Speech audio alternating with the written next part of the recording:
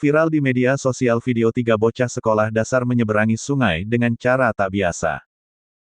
Dalam video tampak 3 anak SD yang masih mengenakan seragam merah putih menyeberang sungai kecil dengan bergelantungan di keranjang rotan. Ketiganya tampak menarik keranjang yang terikat tali. Kemudian mereka meluncur ke seberang seperti flying fox. Aksi mereka sangat berisiko karena mereka bergantung pada keranjang tersebut.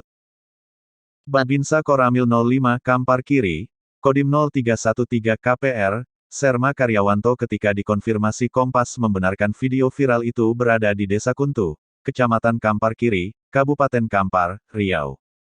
Itu anak-anak penjaga kebun sawit di sana. Di seberang situ memang ada 4 rumah warga yang menjaga kebun sawit milik orang lain, kata Karyawanto melalui sambungan telepon, Kamis, tanggal 10 Juni tahun 2021. Dirinya mengaku sudah datang ke lokasi dan menemui pemilik kebun sawit. Pemilik sawit, sebut Karyawanto, mengaku sudah membuat jembatan di dekat lokasi penyeberangan siswa SD itu.